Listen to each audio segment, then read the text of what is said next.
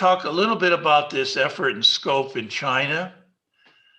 This was funded by the Walmart Foundation, and we were one of the two first grantees of Walmart, the big food company, to develop a food safety collaboration center.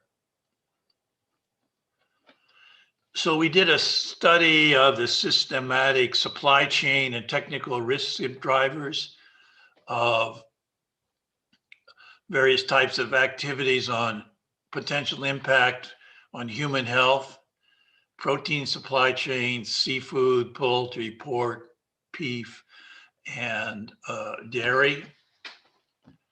You could do that in China because of the process of using these very large wholesale markets for food distribution.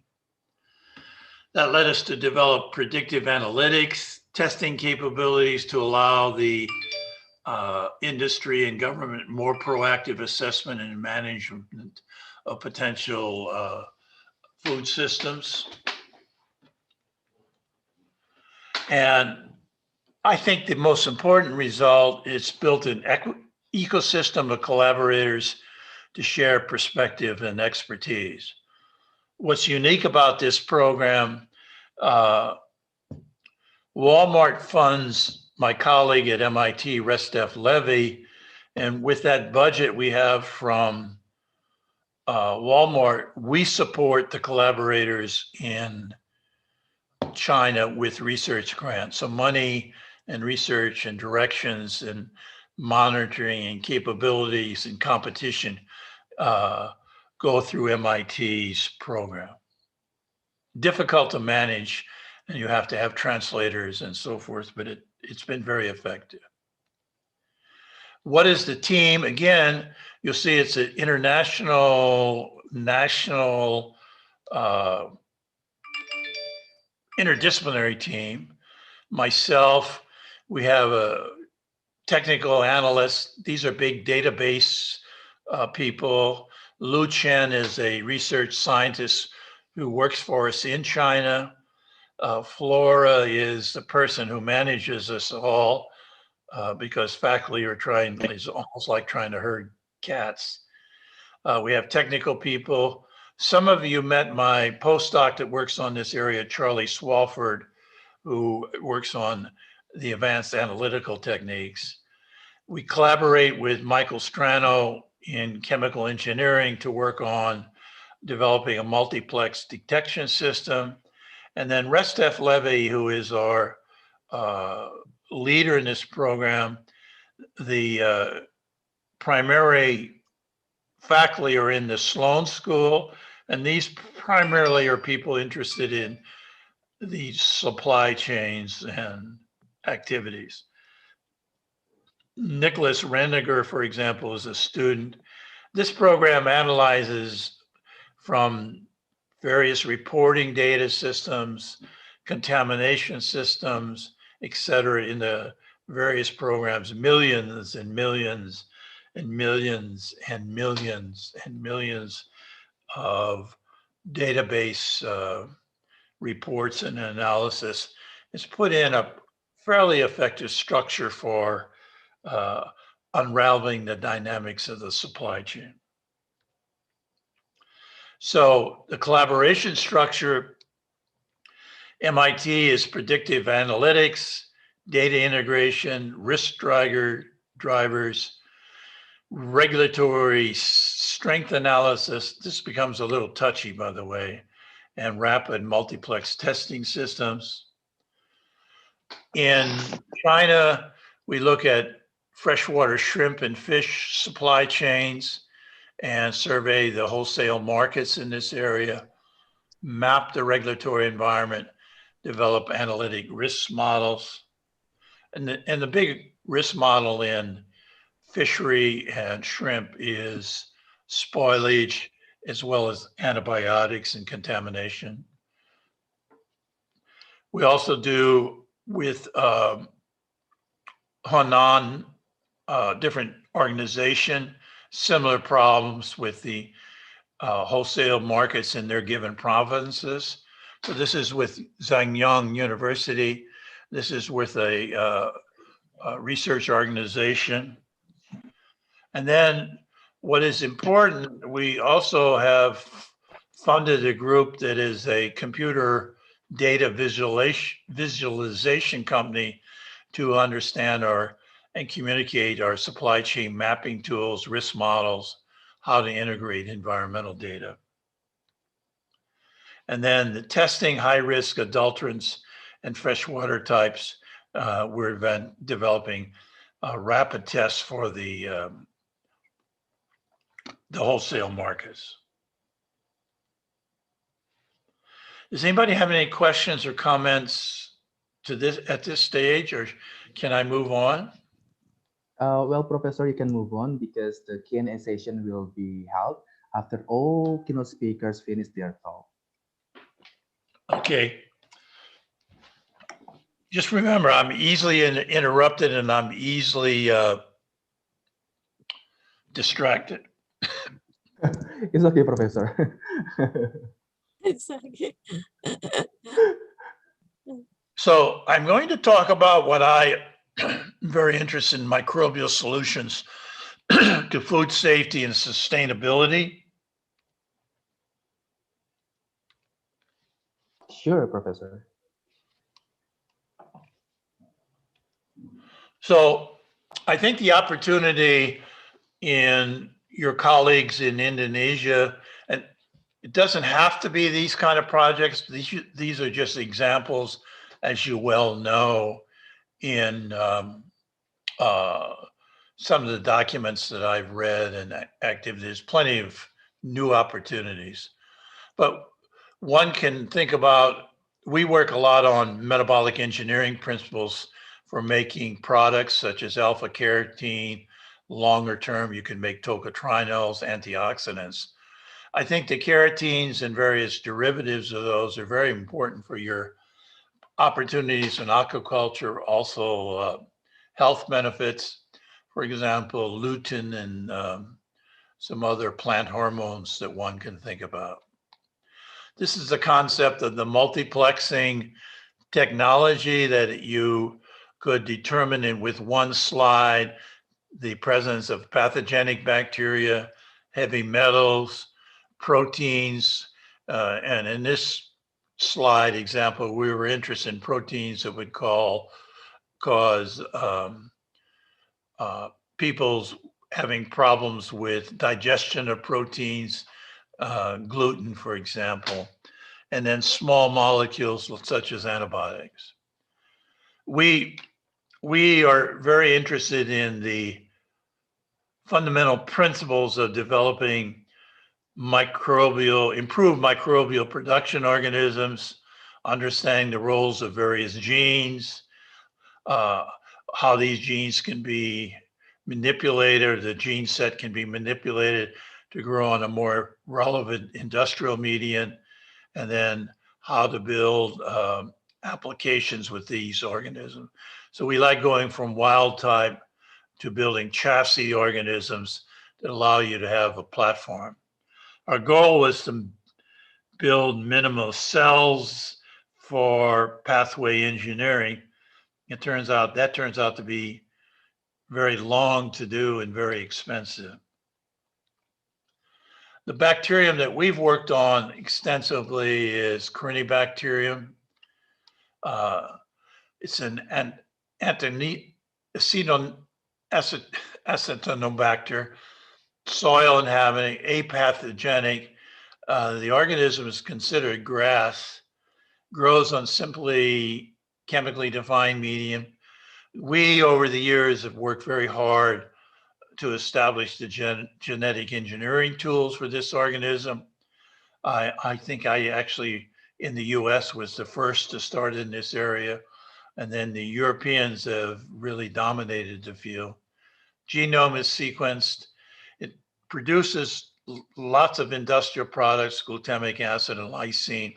And I know you have significant fermentation operations in Indonesia to make amino acids.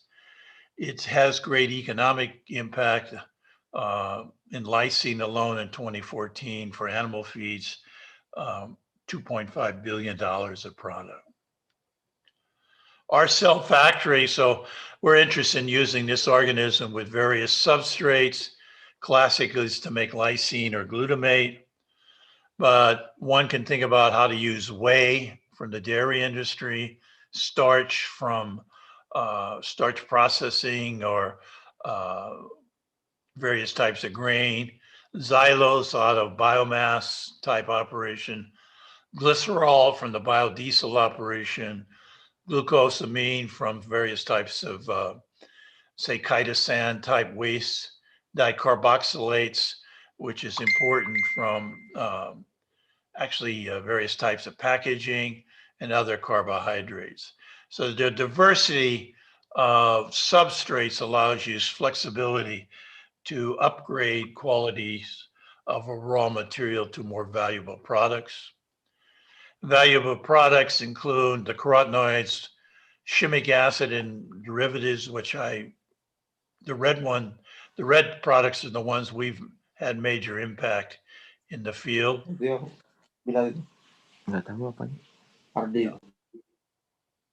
And I give you the references here. So there's a diversity of metabolites out of primary pathways that can be produced by Corynebacterium. So there is a demand for carotenoid production, essential precursors for hormones, vitamins, alpha and beta carotene, precursor for vitamin A, importance for growth and development, maintenance of the immune system, health and structure, mucous membranes, primarily must be attained to the diet. We have natural occurring pigments, light harvesting mechanisms, the carotenes and xanthophylls that come out of plant systems. We've worked very hard on how to take a pathway out in Corynebacterium that makes lycopene, and then how to get the cyclation reactions to get you various derivatives of the carotene products. And we developed an enzyme system to take lycopene, which is straight chain, make for, in one type of bioconversion, alpha carotene. And we can then also, from lycopene, make gamma carotene.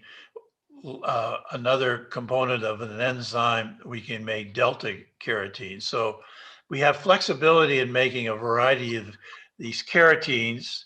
And then as you control those carotenes, you can go to beta carotene, epsilon carotene, or alpha carotene. There is no producer commercially yet, I believe, of alpha carotene, which this technology says we can do that. Now, we did the basic enzymology and genetics in Corynebacterium, but a collaborator of ours in translating this work into the industry has moved this process into yeast for more efficient production processes. Our results have translated into the highest yields of lycopene in Corynebacterium strains, and this is higher than most people have in other microbial systems, and also demonstrates bioconversion to the alpha carotene. We have a new program that works on plastic pollution of the oceans. This is tons of plastic go into the ocean annually. You know, it causes ingestion by fauna, it becomes entanglement death. PET plastics, the water bottles, commonly synthesized, comes from raw petroleum via ethylene glycol tetraphthalic acid. And currently it's recycled, but the recycling process is not as efficient. And the pictures of PET global contamination in waters, marine environments is dramatic. We've developed, based on the basic work that was done in Japan, isolated an enzyme that can digest PET, but it's very slowly. This was discovered in Japan, and we demonstrated that this PETase will in fact depolymerize PET into ethylene glycol and the methylene tetrahydrophthalate derivative. So we're now having a structure function program where we have the X-ray structure of the enzyme, three-dimensional model, and going through and doing various site-directed immunogenesis to improve the catalytic activity. Going back to this multiplexing testing technology, most samples are sent to third-party labs for testing, let's say in a wholesale market or activities. They have slow turnaround time. Much of the equipment is very expensive, GC, LC, mass spec. Preparation time can be significant. Usually a different test is required for each analyte and be tested in a sample. Current field tests lack quantitative measurements. One test that can test a variety of analytes. This costs time and money, so we're interested in developing a platform that can do this very efficiently. So our goal is to develop this portable platform capable of rapid, versatile, multiplex detection. I said Salmonella, Campylobacter, Listeria, E. coli, Vibrio in food systems, heavy metals, mainly chromium, arsenic, and mercury, protein allergens, gluten, nuts, dairy, shellfish. Some people are allergic to certain dairy programs, and then small molecules, primarily the antibiotics. In China, in the fish aquaculture systems and the transport of the fish to the wholesale market, often they put in macalocite green and antibiotics to prevent microbial infection and make the fish color look better. So our strategy that we're exploring is to use single wall carbon nanotubes with my colleague in chemical engineering. In the near infrared, they fluoresce. You can develop a label-free and real-time detection because once a molecule, a carbon nanotube is wrapped with a polymer, and around this polymer is the ability of it to absorb a specific chemical. You can get either an intensity change in the fluorescence or a shift in the wavelength of the fluorescence, which you can detect. We developed these various types of form factors. We have a solution phase, disperse in solution with analyte. This is used for screening sensors. We developed some technology to encapsulate the sensors in hydrogels, mobilized with this porous hydrogel network. Analyte added to the solution, the form factor for in vivo and in vitro sensor. Our goal is to develop strategies for surface immobilization. They have these sensors on a slide, surface of a slide or a membrane, and then we can use, or even paper, to rapidly detect molecules of interest. So our first process is develop a die-cast sensor solution, put it on a piece of paper, have a sensor spot, and then we can measure with a microscope that can read and detect light. And these are very lightweight, and the idea is to develop portable systems for this technology. The innovation that Charlie Schwofford has brought into this is to look at using single domain antibodies. So we've been looking for antibodies to detect, say, pathogens. Conventionally, we have the classical variable heavy, variable light IgG, or variable heavy IgG. or the opportunity is to develop a nanobody, which is a very small protein structure compared to the big, large antibody. Have the chemistry done on this nanobody so it could be linked to a linker, and we can have then a detection system with that. The reason is small size allows you for more coupling density of the protein. It's more soluble in water compared to conventional antibodies. Most significantly, they can be produced recombinantly in E. coli, allowing for functionalization. And recent studies with single domain antibodies and ELISA show a 2.4 lower level of detection and no loss of activity for longer periods at higher temperatures than traditional antibodies. So our models are chloramphenicol, semicarposide, enterofloxacin. This is a bacteriostatic antibiotic, which is extensively used in food systems in China and is often a residual contaminant. We tamed these molecules.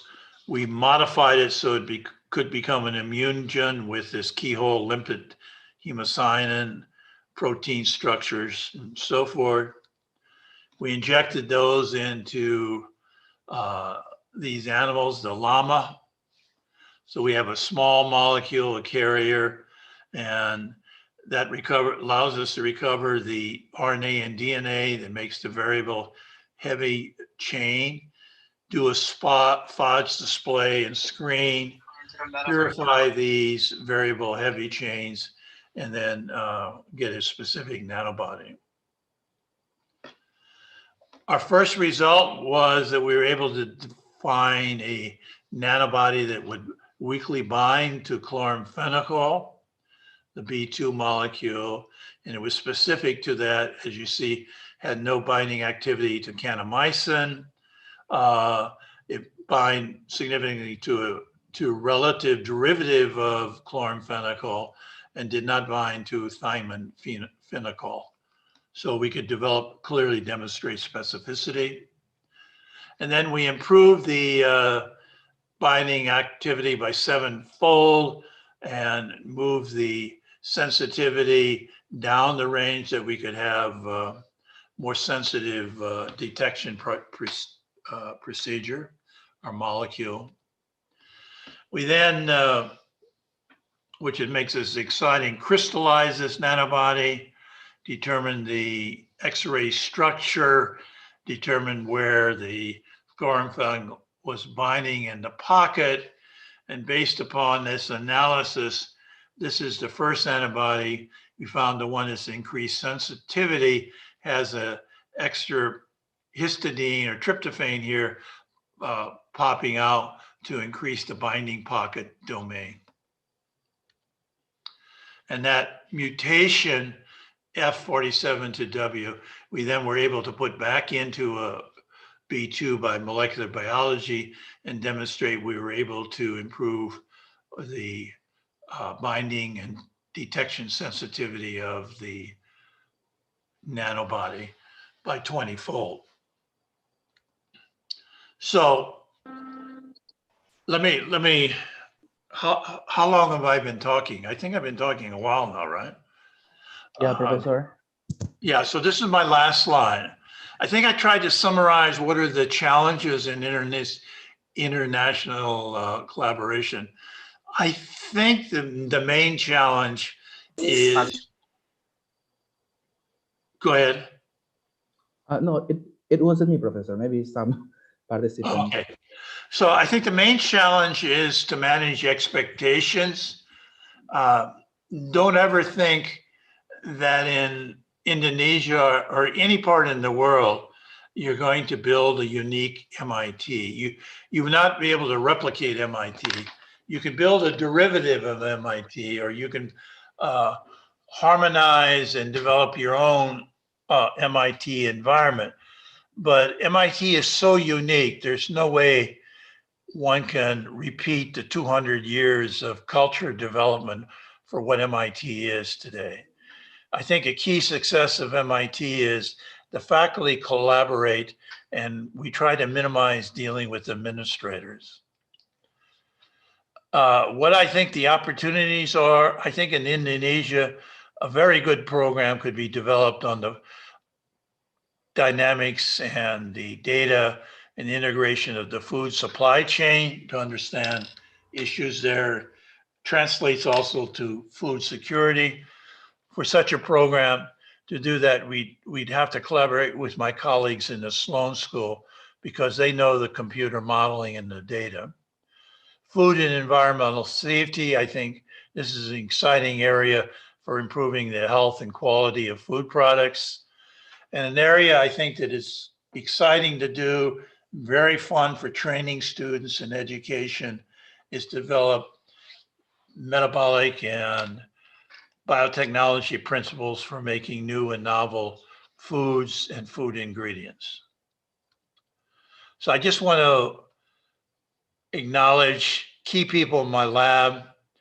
Chen has done the carotenoids, Charlie's done the carbon nanotubes, Linda's done the PET degradation, Strana Lab, postdoc is working with Charlie on the development.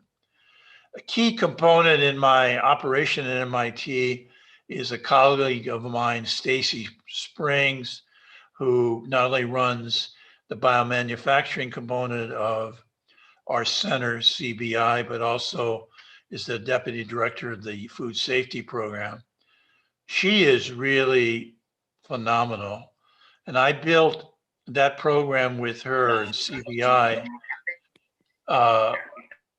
from no people to now a national and international interdisciplinary program with an operating budget of about $10 million a year. My colleague in Sloan, Restef Levely, who's a very intense supply chain dynamics guy, and his student, Nick, who's done all the work. Funding for various aspects of these problems have come out of the Desponde Center for Technology Innovation. They supported the detection in the nanotubes. Syme Darby developed a lot of fundamental principles on making ingredients, new ingredients from waste materials. The Walmart Foundation for supporting our program in China, DISTAP in Singapore, under the relationship between Singapore, MIT Advanced Research and Technology. This program, for me personally, is a very hard program to participate in Singapore. One, it's very bureaucratic, and two, it has tremendous numbers of reporting systems, which I can understand that, but the residency requirements for faculty makes it very unattractive to get the best and the brightest people. So with that, I will thank you and answer any questions when the time is ready. Thank you very much, Professor Sinski, to your incredible talk. Well, I got a lot of new knowledges from your presentation, Professor, but maybe there's one kind of interesting statement from Professor that we cannot copy MIT. Well, the most important is let's do the collaboration and create our own uniqueness in our universities and research institutions. Thank you very much, Professor Sinski, for the talk. Ladies and gentlemen, well, for everyone who wants to give a question to Prof. Sinski, sure, you can type your question in the room chat, but we will read and I will convey the question to Prof. Sinski after all keynote speakers is finished the talk. Okay, now let's continue to our second keynote speakers.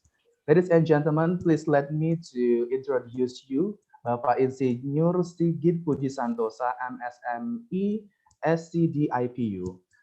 Bapak Sigit is a lecturer in Faculty of Mechanical and Aerospace Engineering, Bandung Institute of Technology. A short introduction about Bapak Sigit. So Bapak Sigit finished his bachelor degree in Mechanical Engineering, Bandung Institute of Technology, Indonesia. And then he continued his master and PhD in Mechanical Engineering, Massachusetts Institute of Technology, USA. And for the professional experience. Well, until today, Bapak Sigit is Director in National Center for Sustainable Transportation Technology, NCST, and Director in Institute for Innovation and Entrepreneurship Development, LTIK ITB. Well, without any further ado, please welcome Bapak Insinyur Sigit Puji Santosa, MSME, SCD, IPU. Thank you very much, Pak Mada.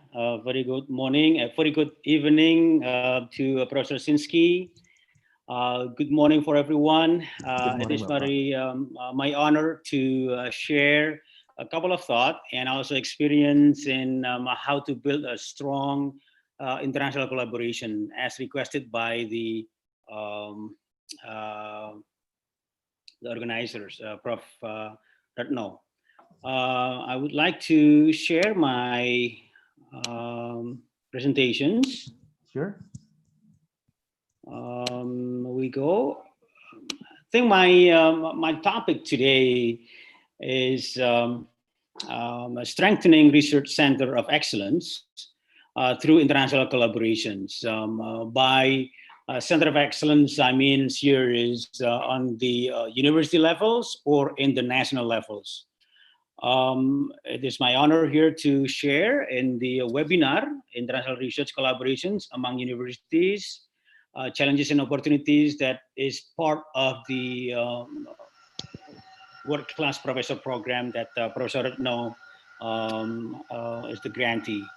I think I would like to skip this introductions because the moderator is already giving a very good introduction. Thank you very much for the kind introductions. Now, the topics that I would like to share today is, how to build, how to put a good, sound strategy models on and also the research policy, because we have been grappling with a lot of non-technical issues on how to foster and how to strengthen our research capacities.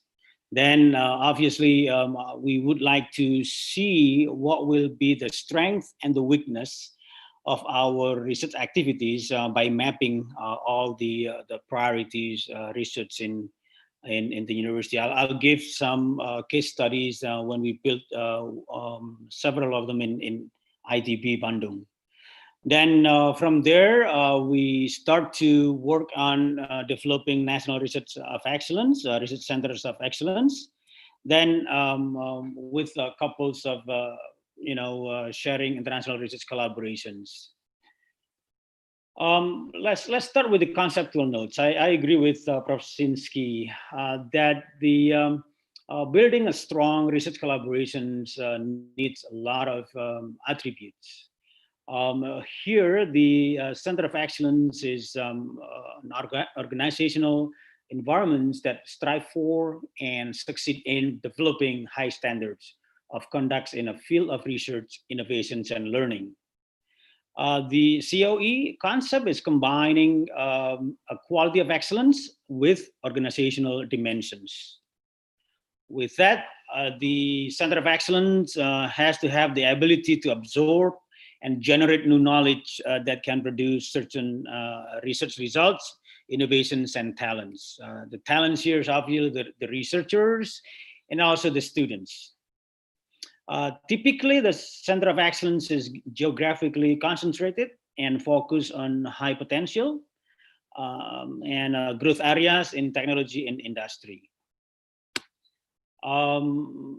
Lastly, the COE has a cooperative partners. We cannot do it alone to be able to have a strong research activities. Now, the Center of Excellence requirements, because the dimensions of organizational dimensions and excellence and quality of research will need several requirements. The first will be the excellence in organizations. We have to have very strong, cohesive organizations. And then excellence in research and innovation and talents. This is the infrastructures and also the resources. Then we also need excellence in funding that will be translated into the impact, whether it's social or economic impact. So these four excellence in the Center of Excellence will have to be part of the developments.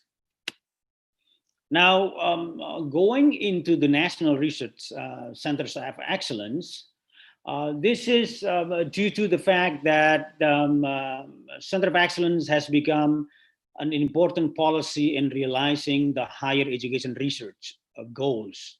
Starting in 2015, I believe the Ministry of Research and Technology and Higher Education has built up very good program, even though it's still a continuous improvements, but I think it's a very, very good start. This is due to the urgent need to establish and strengthen the National Research Centers of Excellence, which will be based on multidisciplinary research and then cooperations with other institutions and industry. So as I mentioned before, Ministry of Research and Technology and Higher Education, which now is split into two ministries, with the Ministry of Education and Culture under the Director Generals of the Higher Educations, has established the National Research Center of Excellence. This is we call a Pusat Unggulan Iptek, or PUI, PUI. This is a good start. The government, as the policymaker, has recognized that there is a very strong need to build a very productive, efficient research and innovation through the Center of Excellence establishments. Now, the framework for the National Research Center of Excellence, obviously, we have to have a very strategic orientations, which will include the basic research and innovations, as well as the economic impact and social and economic impact. Then the good news in Indonesia is we have institutional support and for the operational conditions, and the fact that there's several funding schemes, and I believe today Pak Wisnu will also share how the LPDP will actually one of the backbones in fostering the research and innovation activities in Indonesia. We have plenty of resources that we can work with. In the end, also we will have explains how the expansions of the National Research of Excellence with the support from the ministry as well as the LPDP. So really, again, the government's commitments to research and funding, it is very strong currently, and then we should really take an advantage of that. Last but not least is we have to make sure that impact and capacity building has to be measured, so that there is a real impact, measurable impact that will be able to have a benefits of the communities at large. Now, we talk about the capacity buildings. In terms of the capacity building, we have to really strengthen the research capacities, technology innovations, technical cooperations to have a very strong impact on the socioeconomic developments. We have to have infrastructures, obviously, and one of the T's that Prof. Sinsky mentioned is in terms of training and the skills of the researchers and our students to have a very high quality assurance. All of this is actually, it will be faster and stronger if we have internationalizations in terms of getting the investment from the foreign investment from overseas institutions, joint venture with our industry locally here in Indonesia or maybe globally, network of collaborations and the partnerships. Now, this is the models of the National Research Centers. I believe this will have to be one step above the laboratory because it will have to involve the research innovation and technology development. Usually we have the laboratory to work with, and then within the lab infrastructure support. But also we have to have a think tank. We have to have the expert on working on the policy planning, industry and business support. Last but not least, we have to have the resources, human resources and capacity building. So these four will have to be part of the activity developments in the National Research Centers of Excellence. The National Research Center of Excellence is required because of the huge gap. There's a gap here between the academics environments and the industrial environments. Wherever we have, in terms of the research outcomes, whether it's prototyping or the patents, it will have a very long jump if you have to go into the industry. Or even the entrepreneurs as well as the graduate, they wanted to be the professionals, they have to climb up to work into the industrial environments. So with that, the National Research Center of Excellence will bridge this gap in terms of making sure that the research activities, research products and patents will be able to be validated into the markets, and then work with the network of the industries so that it can be produced, whether it's going to be locally, regionally or globally. So this probably the models as the gap closings between the academic environments and the industrial environments by establishing the National Research Centers of Excellence. Now, the S that Professor Sinski was mentioning is about sustainability. We cannot really just jump into the national research centers if you don't have the ecosystems of the continuity of the research. And obviously we have to have the basic research with the technology readiness levels from 1 to 4. And then it will be picked up by innovation research where we have the TRL 5 to 7s. Then the implementation research with the industry with the TRL 8 to 9. So this part of this sustainable research innovations from the university into the industry. In between, the gap will have to be picked up by the National Research Centers of Excellence.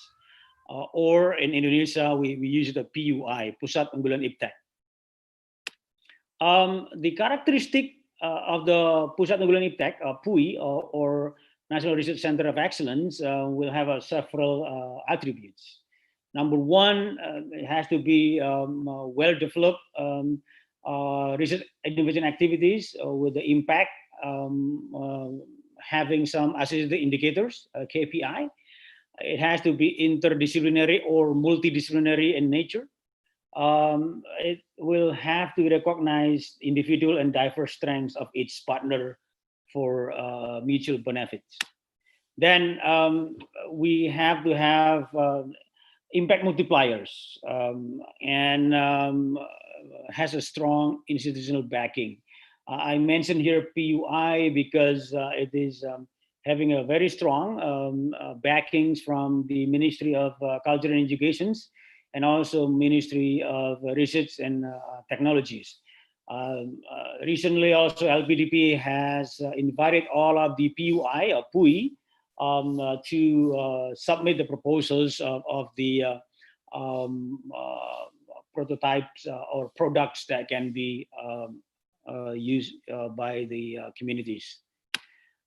Now, this is the second part of the second half of the presentations is on the pathway on how to establish the National Research Center of Excellence. The first one is obviously we have to strengthen research innovations, but we will have some case study.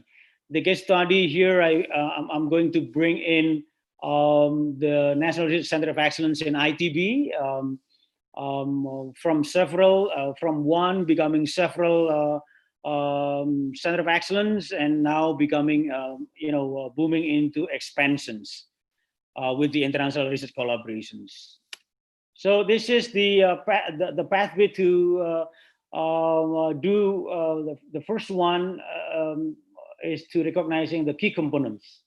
The key components of the research innovations that would need to be strengthened is the first one is by bolstering the merit-based academic research. By merit-based academic research, I mean that we have to really take a look at what is the strength of our research, what is the innovations stage that we can bolster, what we can screen and put a priority. And then from there, we can establish the center of excellence. We cannot just establish it without any strong support of the research innovation activities. Then obviously we have to work on the economic impact by having the intellectual property management policies and regulations enforcements. And then we have to promote the program for strengthening innovation and entrepreneurship. Now, this is the case study that I mentioned at an ITB in 2015. 2015, we worked on which innovations activities that we can basically screen. Obviously, we cannot do and establish all types of national center of excellence without knowing what is the strength. Based on the three categories here. The first one is the urban sustainability. What is the needs from the urban sustainability is obviously the very famous view, FEW, food, energy, and water. This three field of research is very strong in ITB, so we must put this as part of the innovations activities.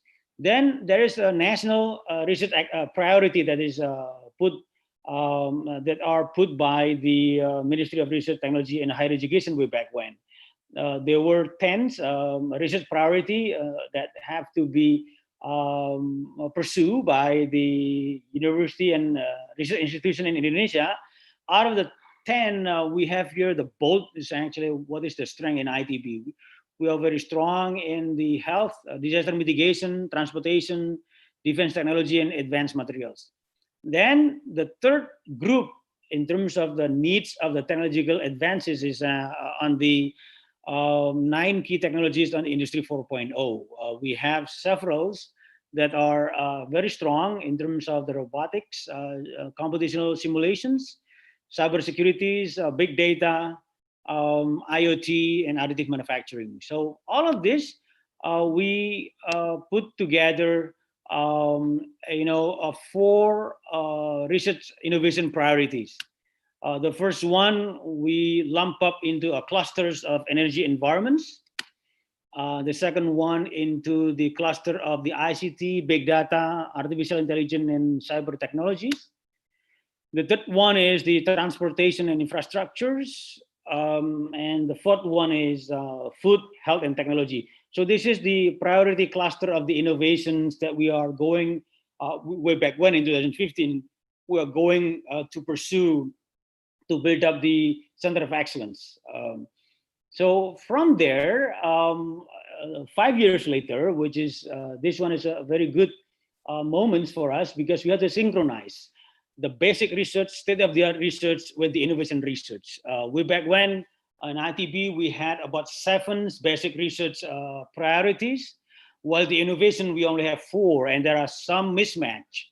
But by 2020, we are glad to share that the Senate academics of the ITB finally putting together also the data, academic notes that the 4 clusters that was were developed in 2015 and had produced many innovation products and patents really that we have to work together so there will be sustainability in terms of the research and innovation. So we slightly rearranged, but basically it's the same with the priority research of the innovation. So the ICT, it's the same with the innovations.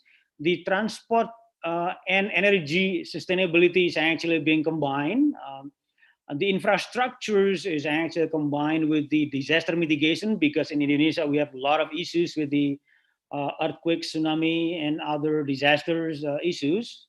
And then the last one, the fourth one here is exactly the same with the priority of the innovations in terms of the food and health technology. So with that synchronization as part of the policies, actually now working hand in hand between the basic research and also the innovation research.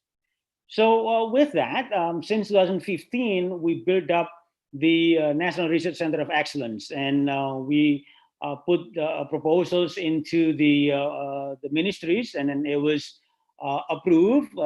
At the first time, it was the PUI Broadband Wireless Access, BWA is the very first one.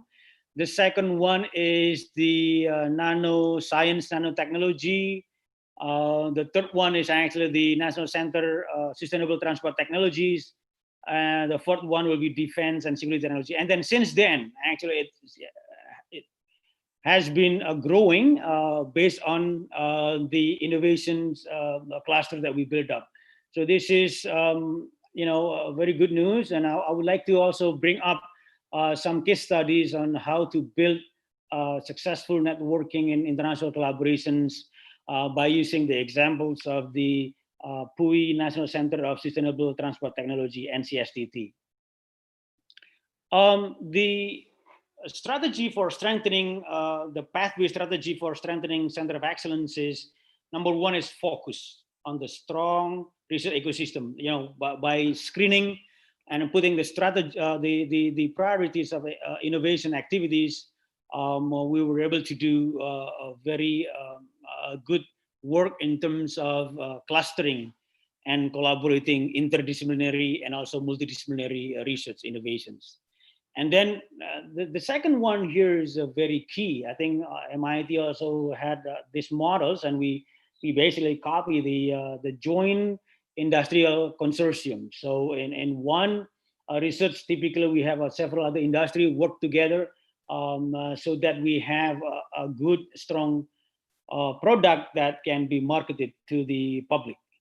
So next one is obviously the domestic partnership with key university and industry, as well as government and research institutions.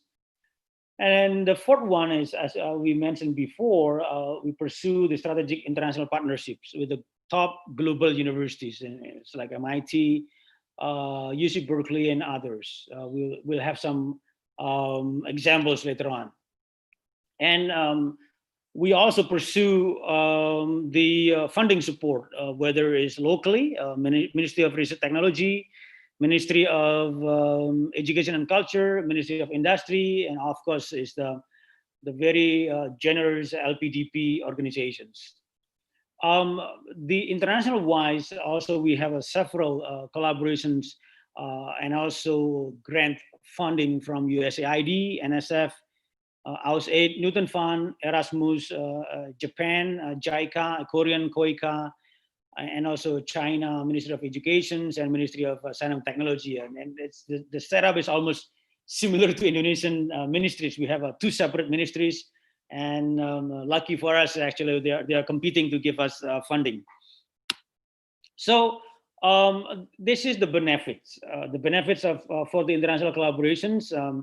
Obviously, we can share extensive research expertise, access the specialized knowledge skills, equipment, and software, and also increase for potential outside grants. Really, the NCSTT, when we got the partnerships with the MIT Impact and Crashworthiness Laboratory in 2016, we were able to grab quite big chunks of funding from the USAID, from the Newton Fund, from the Royal Academy of Engineering, and from the China, Japan, and others. So it's a good news by having the international collaborators. And also, we have some increased opportunities for faculty developments. We have young faculties that have been working together with our partners. and also for our students to get some potential research, work activities with our international partners. This is one of the impact on the international collaboration that I cited from the Schema Go Research Groups, 2015.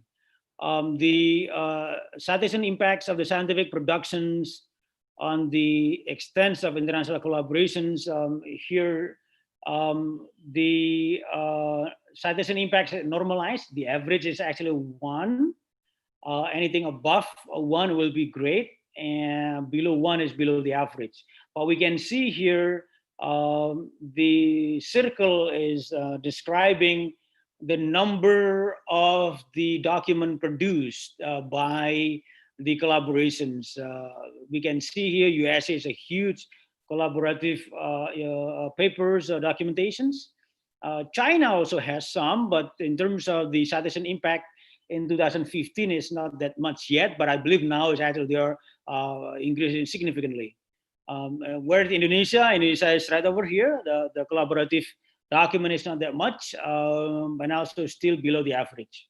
So this is really, if we have a lot of collaborations, we are able to get into the impacts of the our scientific activities. So this is the international collaboration that we built up in the as part of the examples in the PUI NCSTT. As I mentioned before, we have the MIT collaboration, the USAID SERA program on developing electric-based transport battery safeties. We now expand that activities into a much larger project, MIT Indonesia Seed Fund program, where thanks to almost 70 MIT professors actually submitted the seed fund proposals, and we got quite a bit of grant being distributed. We'll discuss a little bit later on. And then we also work with the University of Oxford in terms of getting the funding from the Royal Academy of Engineering. This is for the lightweight structures for the railway vehicles. And then with the ETH, for the additive manufacturing, the University of Cambridge also with the lattice structure materials. And then with the Imperial College, we are working on the structural health monitoring for the aircraft, the composite-based materials. So by having this actually international collaborations, we believe we have a very good, we have a lot of good impact. This is the contract signing that was delivered by the Chancellor of the Academic Investment of MIT, Advancements of MIT, Professor Eric Grimson, that was given to the Ministry of Research and Technologies. This is on the USAID SERA program. Also, we have the Professor Wispigi as our collaborators. The agreements actually just finished this month, 28th of October. We closed these collaborations with a lot of outcomes, actually. The activities on the USAID SERA is actually research on battery safeties. From the microstructures on micro scale, meso scale, into the macro systems. For the first step that we have 4 tasks. In terms of the 4 tasks, we have this macro system work with the MIT's impact and crashworthiness laboratories.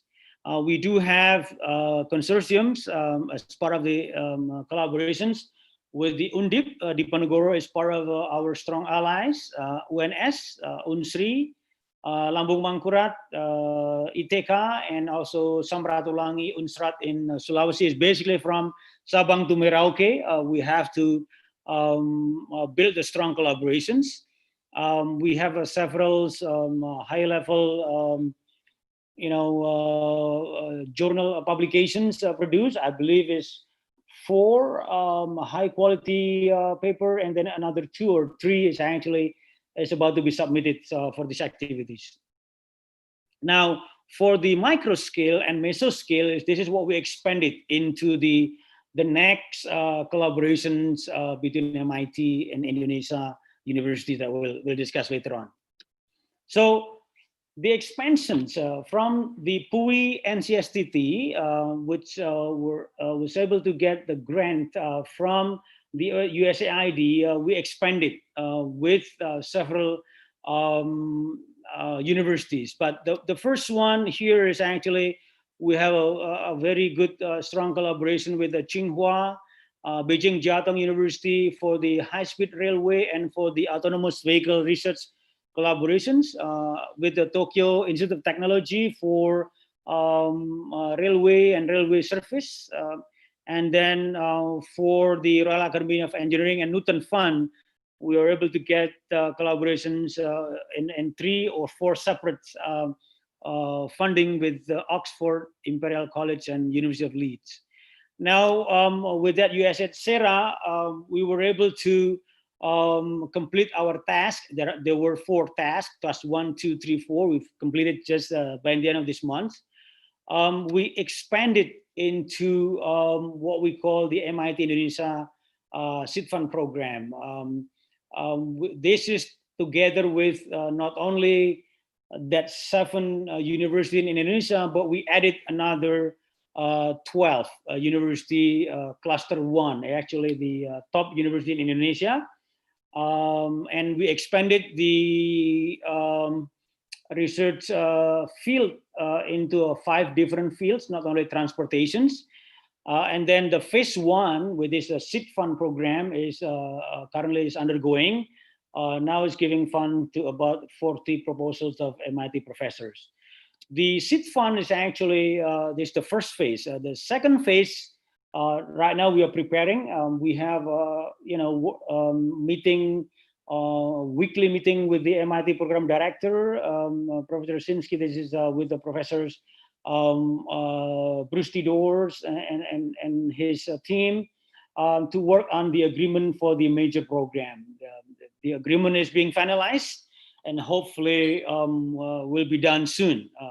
I'm hoping by the end of the month we'll know how it looks in terms of the agreement for the next step. So that's the contributions of the National Research Center of Excellence that now are able to build up into a much larger. And our hope is the 13 top Indonesian university which are able to have a collaboration with the MIT professors will also be able to build the National Research Centers of Excellence and their own university. So we will be able to maximize our resources.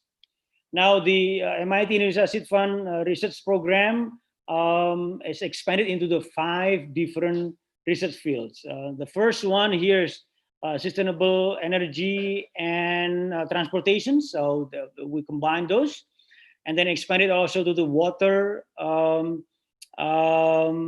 health and food technologies, social economic policy and economics, and the environment. The environment here is including disaster mitigations, environmental science, and everything.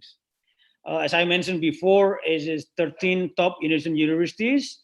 We are hoping the expected output from the seed fund program will be the major proposal for the next 5 years, with the output of high quality publications, product prototyping that will be able to be used by the industries. Obviously, that has to be patented. And also the policy brief to make sure as part of the capacity buildings, we are able to build a very strong research and innovations ecosystems in Indonesia.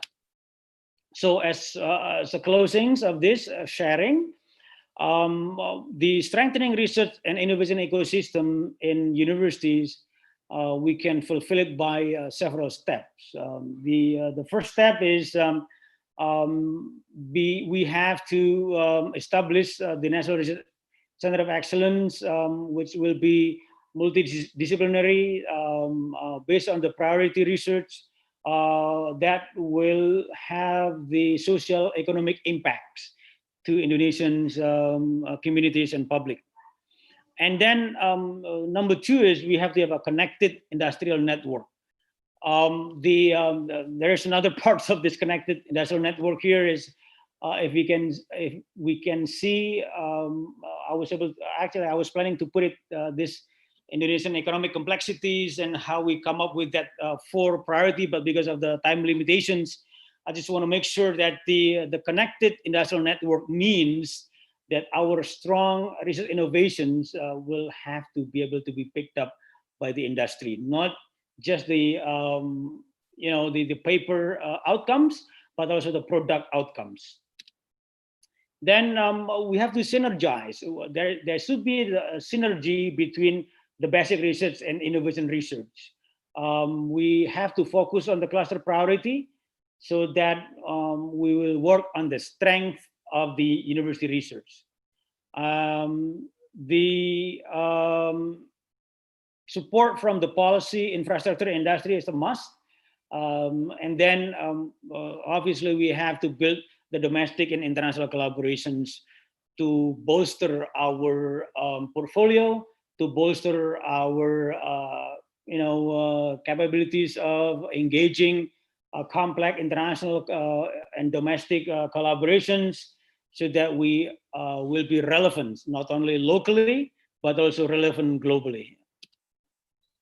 I think that's all I have today for sharing, and hopefully we will be able to get good discussions on these sharing sessions for today webinar. Thank you very much. I'm gonna be closing with Alhamdulillah Rabbil Alamin. Wassalamualaikum warahmatullahi wabarakatuh. Waalaikumsalam warahmatullahi wabarakatuh. Thank you very much, Dr. Sigit, to give your incredible talk. And again, dear participants, that our second speaker also already said that collaboration. That's the most important matter for today, because as mentioned before, that papers which published under collaboration used to have higher citation number and also the better quality. Well, thank you very much once more, Bapak Sigit, for the talk. And ladies and gentlemen, well, we already talked about the collaboration from MIT and also Bandung Institute of Technology. So maybe today or currently, it's time for us to talk about the fund, about the money. How can we do the collaboration if we don't have any funding? Well, therefore, for our third keynote speakers, I would like to invite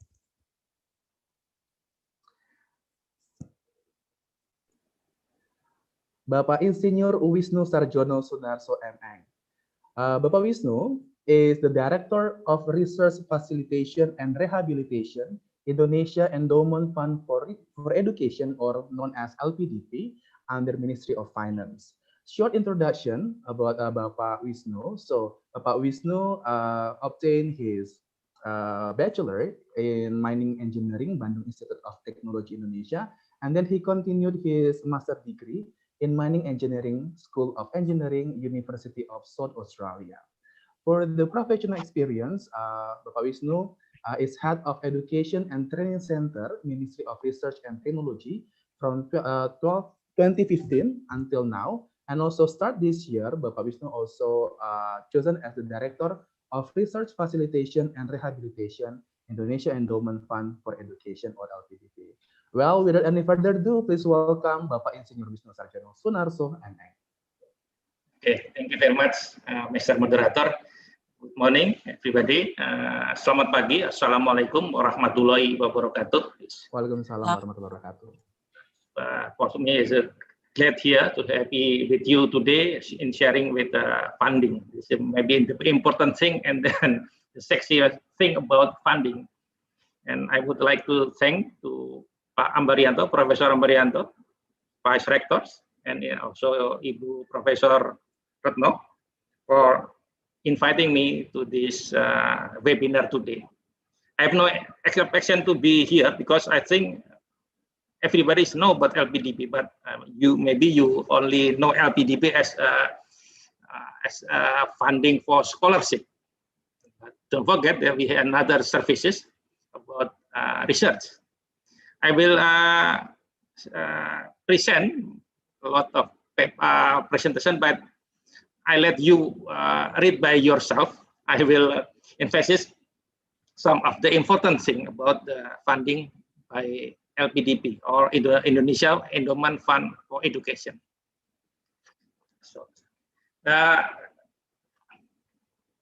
LPDB itself is a public service agency under the Ministry of Finance, Republic Indonesia, that manages endowment fund for education. And part of the endowment fund, there's a endowment fund also for research, not only scholarship. And now we have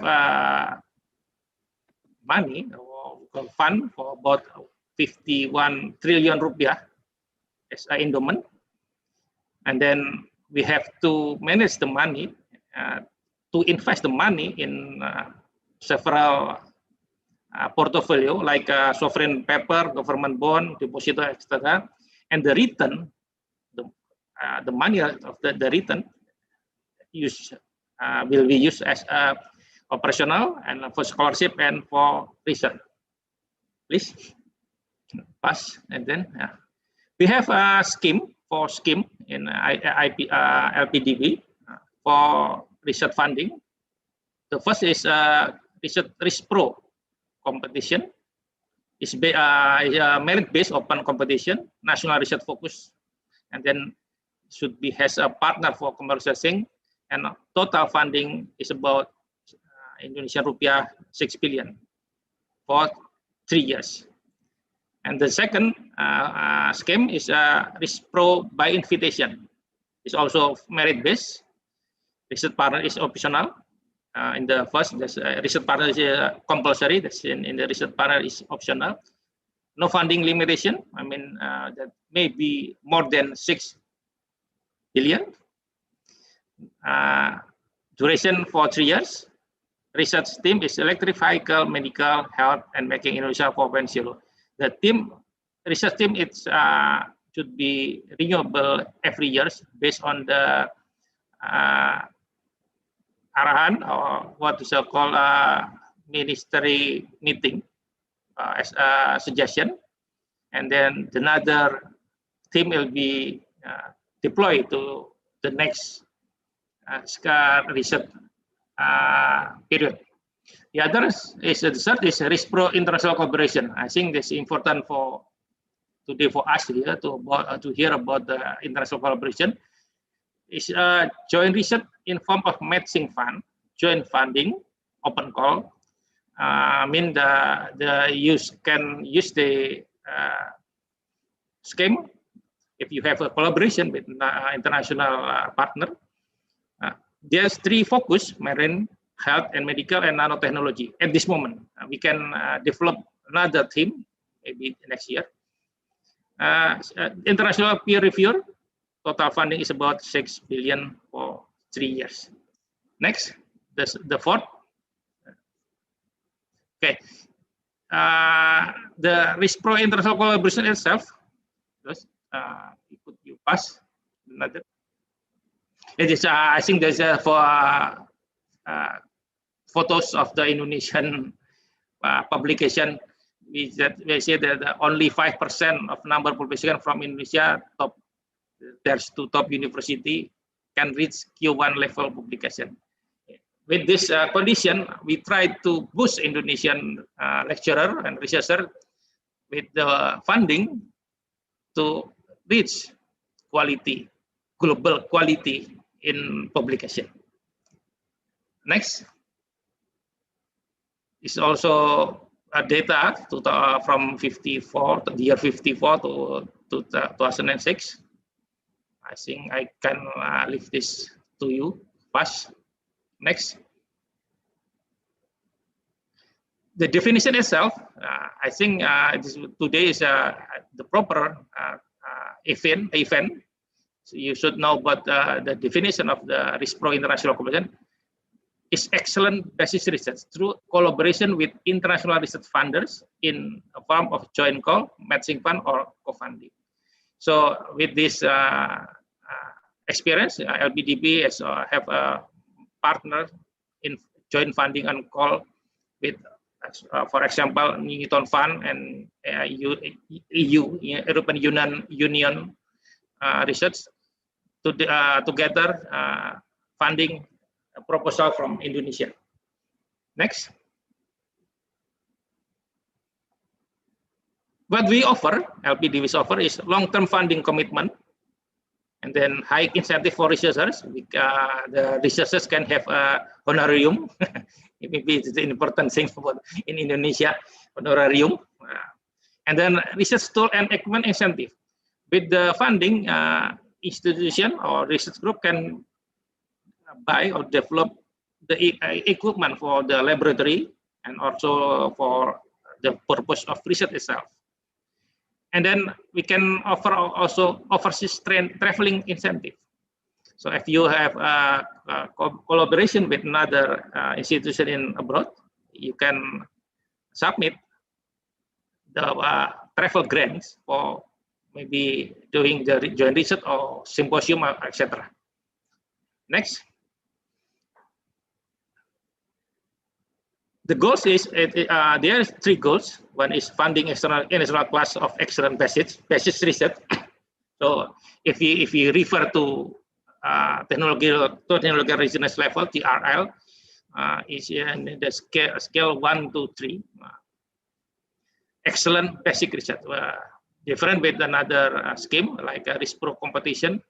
We need for TKT or TRL above the 6, but for this joint international research, this special for excellent basis research.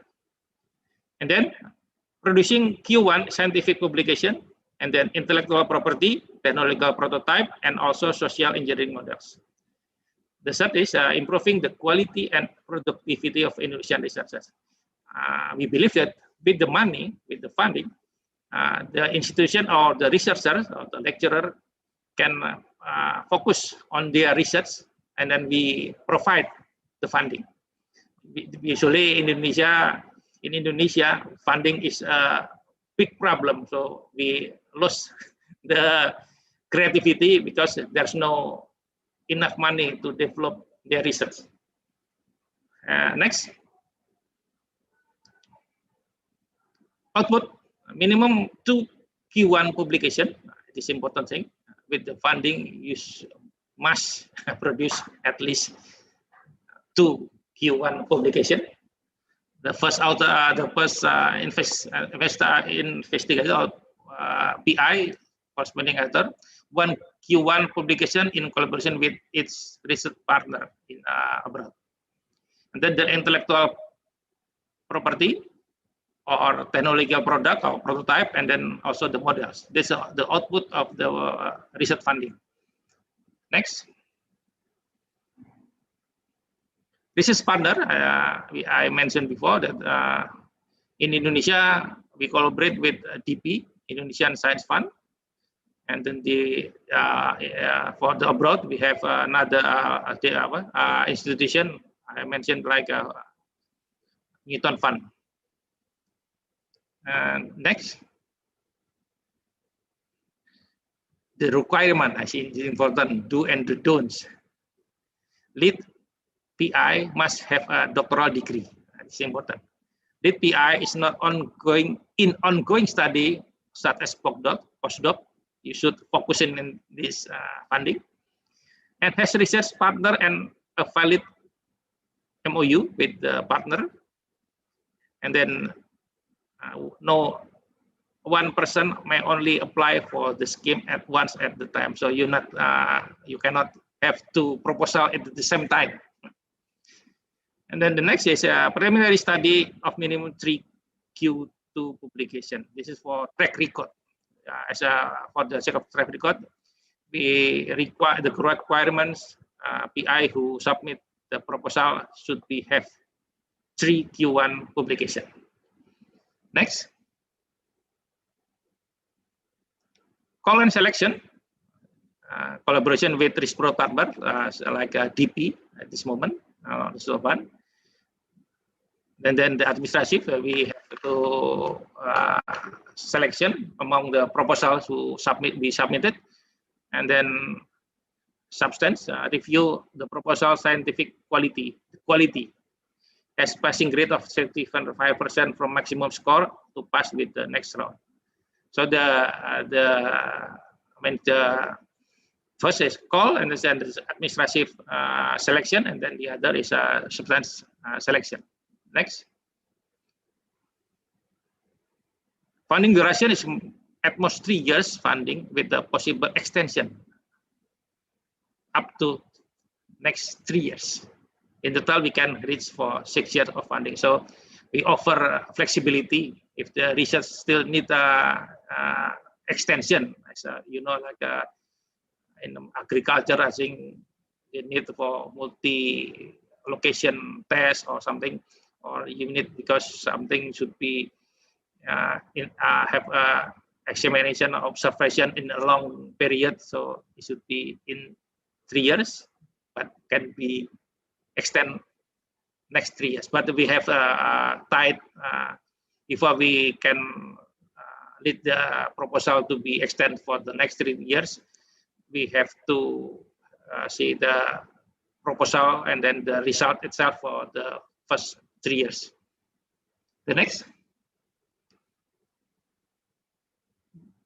This is maybe the important thing for you, that at least 2 billion, the composition is 95% minimum for personal and non-personal direct costs. In 90%, the 30% is for research personnel cost, honorarium. So maybe it is interesting, is honorarium. And the 65% is for tools, equipment, seminars, dissemination, publication, research product certification, domestic and travel costs, and etc. And the other 5% is indirect costs, can be addressed to the research institution or university or the partner to develop their service in administration sector session.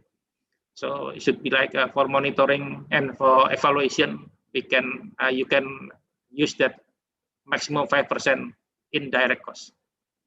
The next,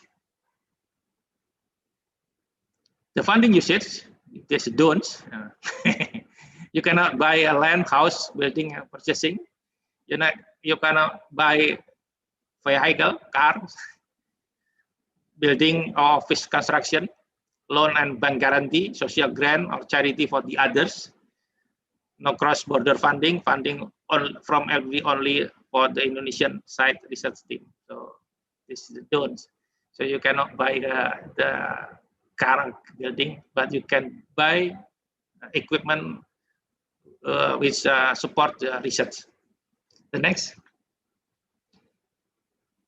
International portfolio, we had, I mentioned before, we have a Houston Fund as a partner, and then Southeast Asia European Joint Scheme, 2019 today, and Newton Fund will expire in 2021, but at this moment, Newton try to renew the collaboration again. Next. With the Newton Fund, there is a research project funded. That's 11. Left this to you to read this. And then the next, with the South Europa Union, Asia Union joint funding, we have 2 research project funded, nanoparticle and the 3D nano engineering. I think that's all for me. I like to discuss with you the possibility. Maybe you can propose your proposal, submit your proposal. But I think, as mentioned by Pak Sigit, for the world-class professor or for the global quality researchers, I think LBDP will happy to support your proposal. Thank you very much, and wassalamualaikum warahmatullahi wabarakatuh. Waalaikumsalam warahmatullahi wabarakatuh. Thank you very much, Pak Wisnu, for the explanation and the talk. And I do believe that all participants already refreshed because we talked about money this morning. Well, thank you very much, Pak Wisnu, again. And then, ladies and gentlemen, now we continue to our last keynote speakers. Well, our last keynote speakers is Professor Insinyur Retno Murwani, PhD. Professor Retno is professor in nutritional biochemistry in Faculty of Animal and Agricultural Science, Universitas Diponegoro. A short introduction about Prof. Retno. So Prof. Retno finished her undergraduate degree in food science and technology from Bogor Agricultural Institute, now FPB University Indonesia. And then she obtained 2 master degrees. The first master degree is from Biological Chemistry, Tokyo University of Agriculture, Japan. And the second master degree is from University New South Wales, Sydney, majoring biotechnology. And then she continued her PhD in biology in the University of Sydney. Currently, Prof. Retno is head of Food and Nutrition Society Pergizi Pangan in Central Java, and also member of AIPGIP, Academy of Food Science and Nutrition, Indonesian Academy of Science. Well, without any further ado, I invite Professor Insinyur Retno Murwani, PhD, to give the talk. Thank you, Dr. Mada. I'm looking for my presentation, so give me a minute. Thank you. Well, take your time, Professor.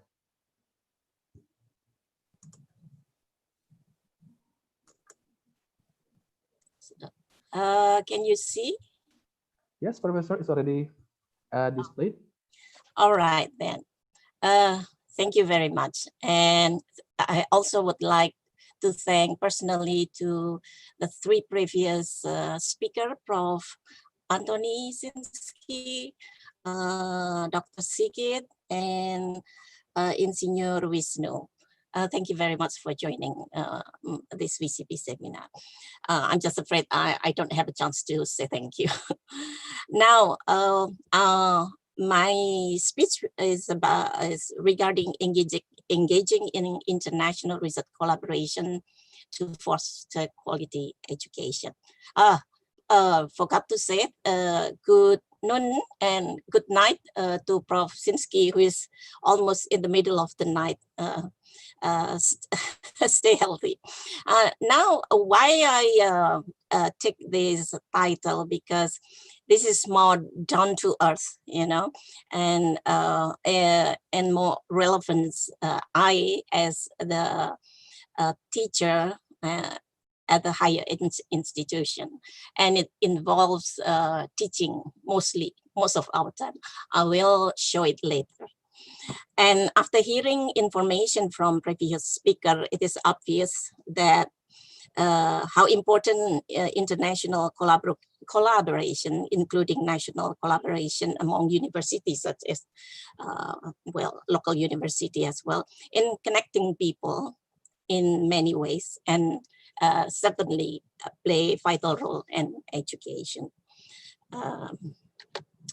So I put this SDG goal for our webinar, because when we speak about international research collaboration, we talk about a global partnership. And a global partnership is a commitment as the world is more connected by digital technology, and with partnership, improve access to technology and knowledge via sharing ideas and foster innovation, as has been discussed previously. So here, I will present how international research collaboration as one form of global partnership among higher education institutions can foster quality education as part of SDG 4. And this is from my point of view, from my 33 years experience working as teacher at Universitas Diponegoro. So all level of teaching, undergraduate, postgraduate, master, and doctoral degree.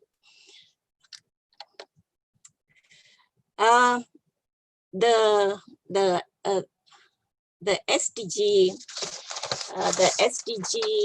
4, the SDG 4 is ensuring inclusive and quality education for all and promote lifelong learning. And And the target is access to university level education, vocational training, entrepreneurship skills, and pay attention to equity. And also to promote education for sustainable development. And what is sustainable development? So one can free from poverty, yeah, and care about the world around them.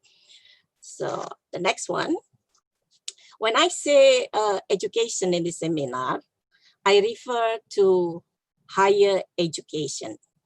And my view again would be as a teacher with its personal experience.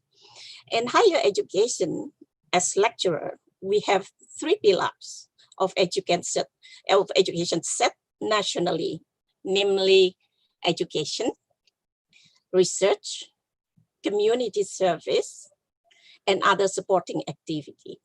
And each pillar must refer to national standard of higher education set by Directorate of Higher Education, Ministry of Education. So many words of education.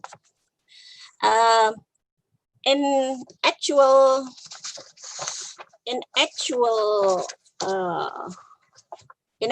daily basis as a teacher, each pillar was weighed into unit of credit of 1 semester. And there are 2 semesters in 1 year, and it must at least fulfill the 3 of them, the 4 of them.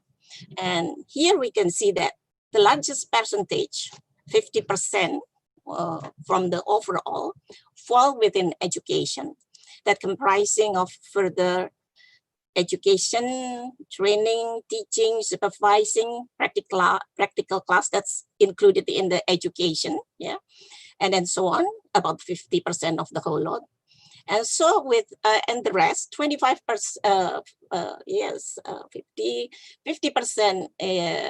50% in education, 25% research, and 12.5% for community service, and 12.5% for other activities. So with this fact, it is obvious that the most demanding time spent us as a teacher is in the first pillar, which is education. Well, training, teaching, practical class, supervising, and so on. Therefore, it provides opportunity to instill the goal of education. And then, therefore, so when we convert it into a semester credit, minimal is 12 into 16 credit, but many of us has done more than that each semester. So again, the largest load falls in education, and student-centered learning has been agreed upon as the latest effective methods of learning.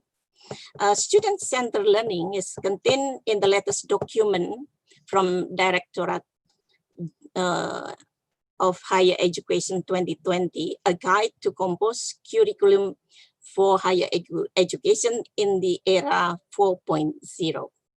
So the key point in student-centered learning, I quote from Weimar, which is also quoted in that guide, that we shift learning power to students to learn actively and collaboratively with their peers, and teacher as facilitator and contributor, not as a center. And then fostering critical thinking to expand their own knowledge, fostering responsibility to students to find their strength and weakness so that they can construct their knowledge, and then motivate learning that enable them to meet future challenges. When I say this, and then in actual life. Not all students become an entrepreneur or the head of the state or whatever. It could be a mother. I was going to talk about female equity, women in science, but I thought that no, everybody has the same access. It's up to individual. So, and from my point of view, the principle of student-centered learning is the foundation of the three pillars or three dharma, be it in education, in research, community service, and collaboration is an integral part of that. Collaboration with peers, for example, whether it is in a classroom, in laboratory, assignment, and so on, there is a need to find common interest, a common ground, settle differences, compromise. Compromise means in a good way to find win-win solution to achieve the assignment of the goals. And collaboration with communities where expertise is shared to solve community challenges and problems.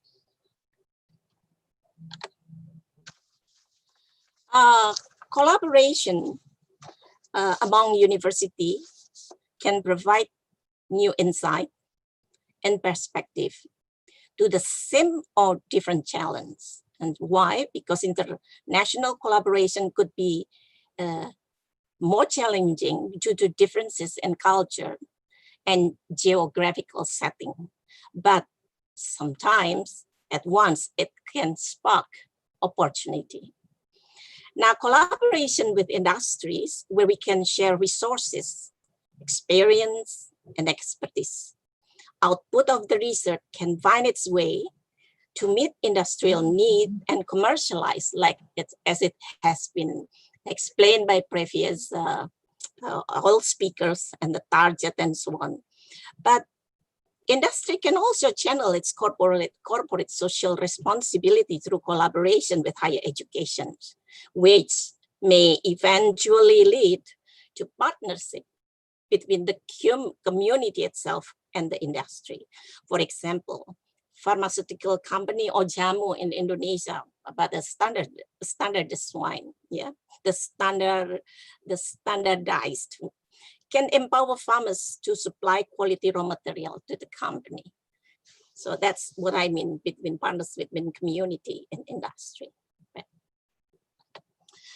And now I ask myself how that I, as a teacher, engaging international research collaboration can foster quality education.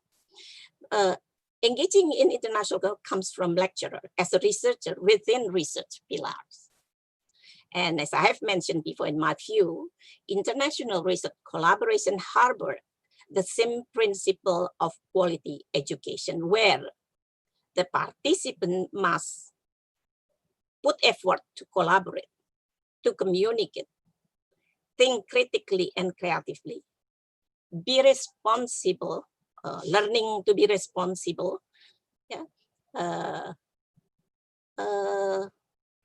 motivated, yeah, motivated by assignment, by a goal being set by the teachers, and able to compromise, again, in terms of win-win solution, able to be flexible, able to adapt to changes, time, space, difficulties that rising suddenly, and another important one is once we put ourselves into research or teaching or whatever we do, doing it with compassion. So this principle, not only for lecturer and teacher, but also for students and supporting staffs that involve in the collaboration. We often forgot that supporting staff can play crucial roles in facilitating, streamlining, being responsive, and fostering collaboration. We often forgot about supporting staff.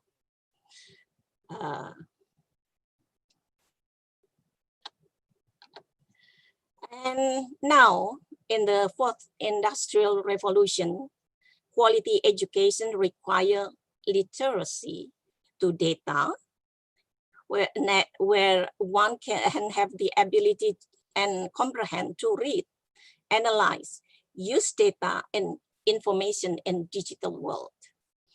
And then also literacy to technology, understanding machine learning, technology of coding, artificial intelligence, and engineering principle.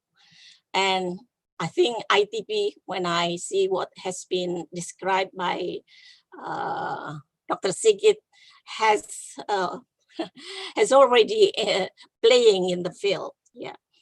And then one important last one is humanity.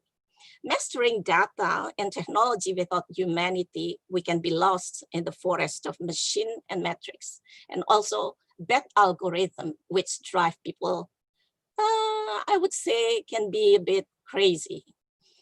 And so, according to well-known Indonesian education figure Ki Hajar Dewantoro, quality education enable one in all level of life, whether a father, a mother, lurah, a governor, president, or the head of LBTB, for example, to set example between words and deeds when leading, uplifting and inspiring others when we are in the middle of people, and we don't have to be lead all the time, and providing moral and spiritual boost when we are in the back or from behind.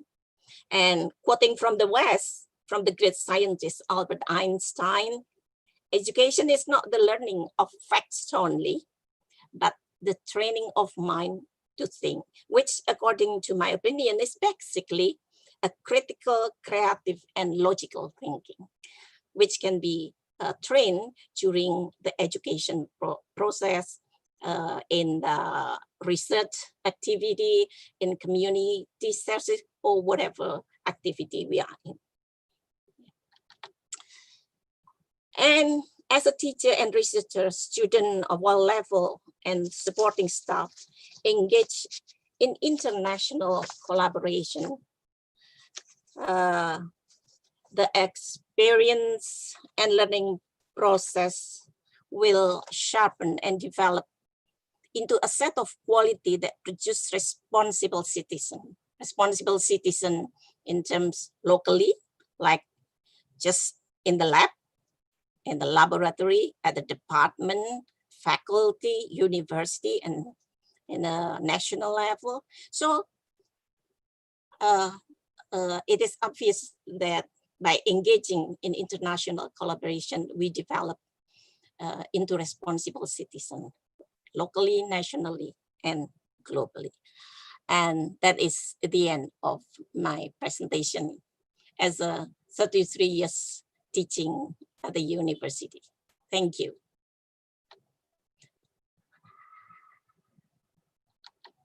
Thank you, Dr. Mada. I return it to you.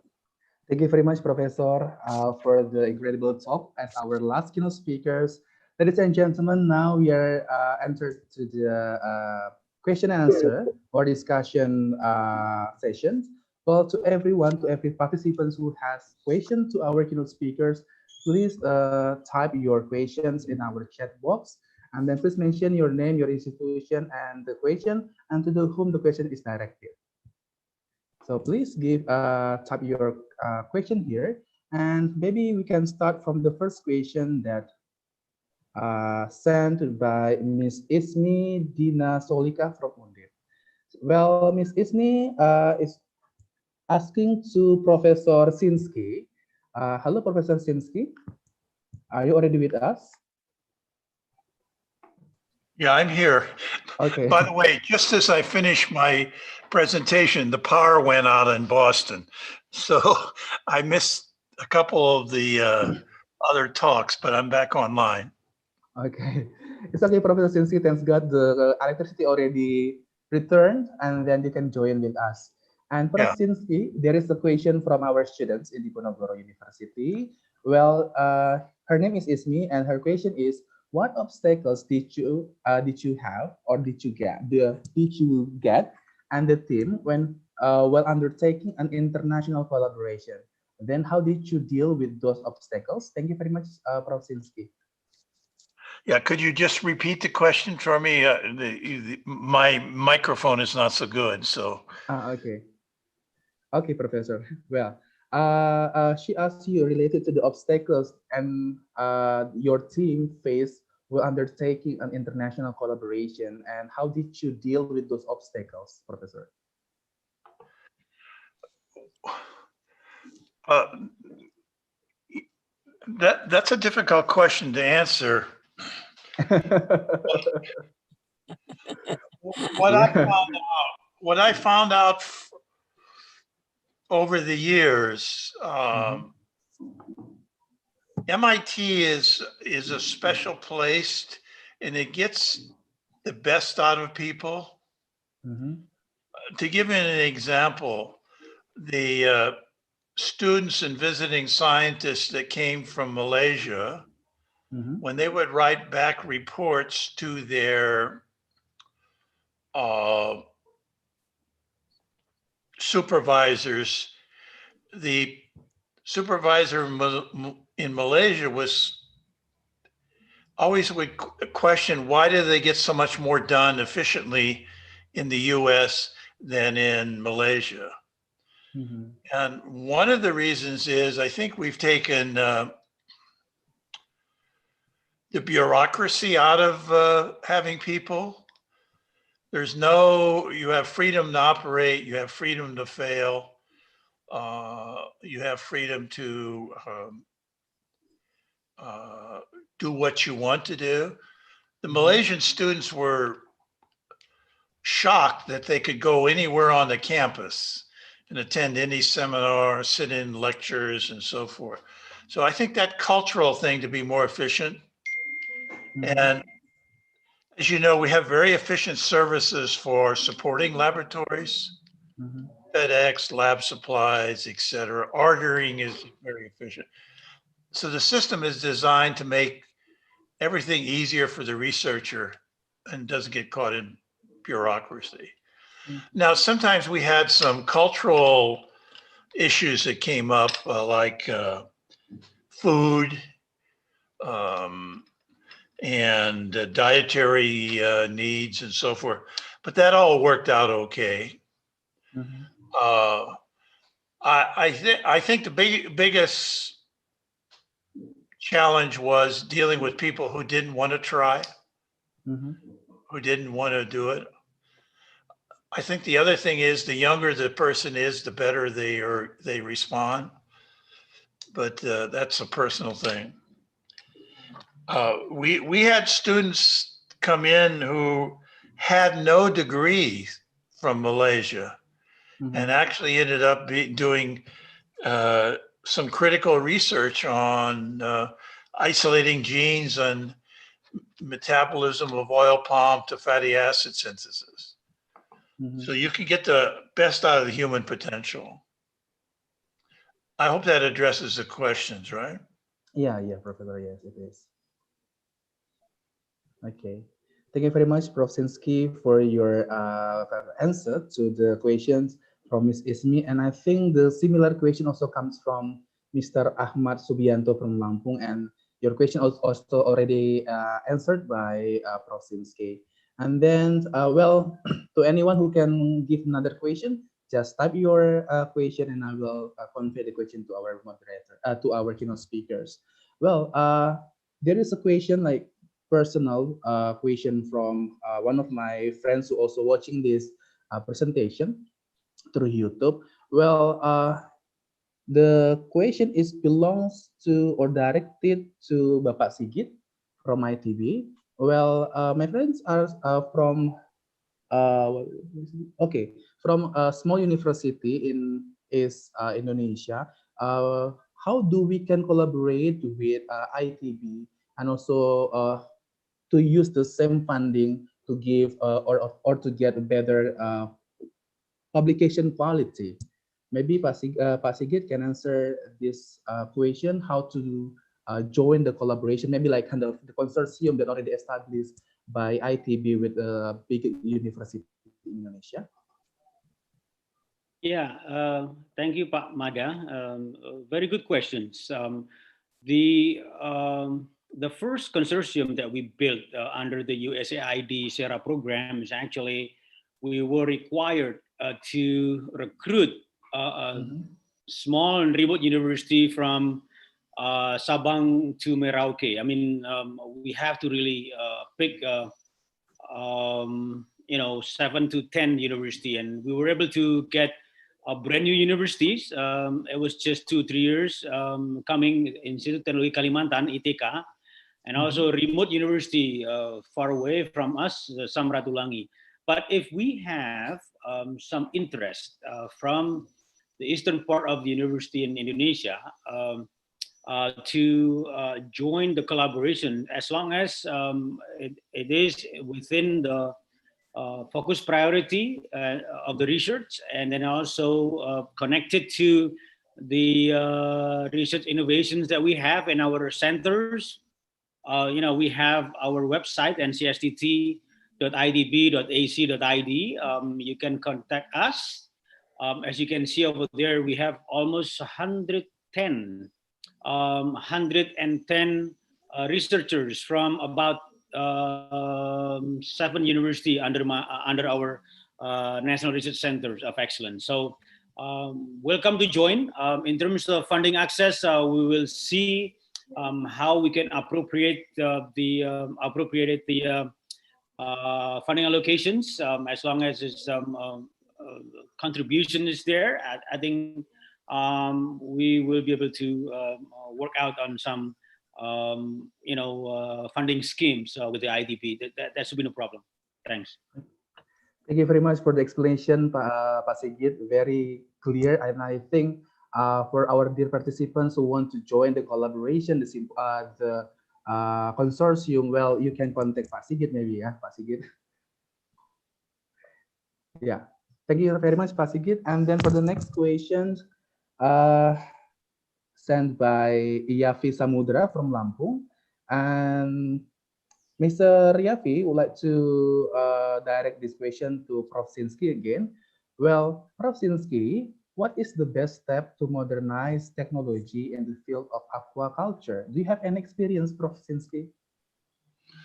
Well, I have the experience that I like to fish. So I think aquaculture, if you study the numbers, aquaculture is really a very important growth area for sources of protein, partly because of its efficiency in conversion, feed conversion. So $1 of feed almost goes into more than $1, several dollars of protein in high quality fish. So I think there is opportunities for aquaculture and new technologies. One of the problems in the ponds is how to control the waste of the fish feeding and the fish operations. That's a big problem with ammonia. And you can think about some new technologies for denitrification of aquaculture ponds to make higher quality. So I think water treatment, water processing is a critical area and ripe for innovation. I think the second area is in the area of feed formulation. Many people consume fish for fish oils and the healthy oils that are in fish. But some of the fish formulations that are developed, they use ground up fish as the source of the oil to go back into the system, which is not terribly, in my opinion, sustainable. I think the other big area is in genetics and molecular biology and understanding fish diseases and vaccination, role of various types of bacteria to do this. And then eventually there's probably a lot of opportunity for a trade-off between open farming versus the closed cages, etc. I would think in Indonesia areas, salmon farming is not that effective, but I'm not sure what type it is. But I think there's tremendous and then there's also opportunity for very cost-effective ingredients for coloring of the fish flesh, especially the salmon. And that can come as a food ingredient. I would just say there's 3 areas. The environment of growing the fish. 2, there is the quality of the feed and feed conversion and product. And then 3, I would say fish diseases or health. Now, in more open systems that you have, there's a whole opportunity for monitoring fish and fish performance with robotic cameras and technologies like that, which I think if you can go, you might learn something on how fish populations behave with remote sensing. And I think the other area that is probably very attractive is developing more sensors for the quality of the water and environment for the fishing industry. And then the last thing is how do you efficiently process and distribute fish in the food supply chain? I think it's a big growth area. Yeah. And if you analyze where food, protein, and efficiency and where the growth, I think you'll find that the aquaculture has significant growth. Okay. Thank you very much, Prof. Sinski, for the explanation. And I do believe that your answer can explain very clear to our participant who asked the question. Okay, ladies and gentlemen, let's continue to the next question from Mr. M. Yamin. Well, he has 2 questions for our keynote speakers. For the first question, it goes to Bapak Wisnu. So the first question is, Bapak Wisnu, do you have any suggestion how to write a great proposal for RISPRO? Because I applied this grant this year, but I wasn't granted. And then for the second question is directed to Professor Nurwani. Professor, how did you start to build collaboration with other institutions abroad? Do you have any suggestion for us who come from a small university? Well, those all the last question maybe from the participants. Well, for the first keynote speakers who want to answer, maybe I can give to Pak Wisnu. Well, thank you very much, Pak Mada. Yes, my suggestion is easy. But the implementation is difficult. You have to try and try again. Because good proposal means that you have already start make a proposal since you in bachelor, I think, and for the master and the PhD. So the more you submit more proposal, you can have another experience how to make a good proposals. And also you can also see another proposals in web or something. What's the tricky one in make a proposal? The other thing is LPDP cooperation have a collaboration with the reviewer. The reviewer itself come from the university or the research institute. They review the proposals, so they have a high quality standard for passing the proposal. So if you come from Undip, from Undip, is that right? Or yeah. There's a lot of LPDP reviewer from the Undip. You can have a conversation with them to ask how to pass the reviewer if we submit the proposal. So for us, from LPDP, quality is number one. So yeah, you need to have a try again how to make a good proposal, and maybe this is my private suggestion that you, as a second or first author or second, you have a team, and then I think as teamwork, you can have a good proposals. I think that's all from me. The tricky question it's hard to answer properly, but yeah, you as an academician, you already make a proposal since you are in bachelor degree. I think you have a good experience from since that. Thank you, man. Pak Wisnu, could you leak, like maybe it's kind of not that really secret, well, how many, the ratio or the percentage from the proposals which accepted and also rejected by the LPDP? I have no exact number because I have to open myself in but usually you can see the proposal like Criss Pro. There's maybe one cert will be passed from the. There's three stats as I mentioned before: administration and then the substantive. Maybe if you do the right thing according to guidance book, buku panduan, you will pass the administration selection. And then the other thing, the next step is the quality of the proposal itself.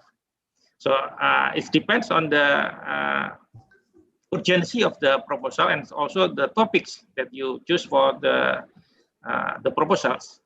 It's different with each institution, and also we have three reviewer, at least three reviewer to review your proposal. So means that there's a collegial decision, I think. So yeah, I have no another answer for that, but maybe you try to start to be a member as a member group of the research group. I think you have to get the experience from that. Thank you. Well, thank you very much, Pak Wisnu, for the explanation. And to dear participants who already applied Criss Pro last year or this year and you were not accepted, do not give up. Just try and try, just like what Pak Wisnu mentioned. Just try and make a better proposal every year. Thank you very much, Pak Wisnu. And then the last question is directed to Prof. Retno Marwani. Prof. Retno, there's a question. How did you start to build collaboration with other institutions abroad? Do you have any suggestion, Professor, for the participants who come from a small university? Thank you, Dr. Mada. Interesting question. Yes. This question reminds me that when I was very young, starting as a young lecturer, a young researcher. But luckily, with my training during postgraduate study, I developed passion into research, and I can spend like the whole days, even until midnight, when I'm in the lab. So what my suggestion is, and from my experience, that first you have to have the passion in your research, and you have to start to have focus what your passion is in the research, and then make a track record. It doesn't matter how small you make the track record, but you have a publication. And then meet as many people as possible in whether it's online platform or on offline seminars. I remember when I was young, well, we are very started the young lecturers, when there is a foreign guest, from all over the world who comes to my university, not only faculty. I will accompany them. And we discuss things from daily life into the research. And you know, when we are really into a research, we cannot avoid of speaking research. Dr. Mada understand that, and that can be really, you know, a bit, strange to some people, but to researcher, that's really common. I remember I met my Sydney University professor in Sydney, just an overnight, and all we talk about is research, and we had a good time. Yeah. So, and then after that, from that discussion, we try to find common interests. As I said before, what is your interest and what is your guest interest? Does it match? So when initiating collaboration in a very small step, it's not always it's not always successful, just like when we propose our research to LPDP or other funding scheme. And that's natural, very natural. And then there is a time constraint. There is geographical constraint. There is a topic of interest, whether it is matched or not. Whether you develop chemistry connectedness. What about this? What about it? It's a compromise. Maybe in a small step, like whether he can be a guest lecturer first. And then you offer if this will be of their interest to do the research together. This part is done in your university, and the lack of infrastructure or services, analysis and things like that, whether you can do it in your partner's lab. And that's how we initiate collaboration. I think Dr. Mada also did the same thing, right? Yeah. So that's what I can give from my experience. Yeah. And so compassion. Yeah, compassion. Thank you very much, Prof. Ratno, for the answers. Very clear.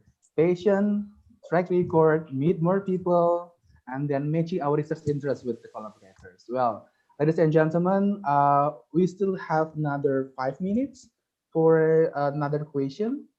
Well, maybe I can open another 1 or 2 questions from you. So please type the questions in the chat box.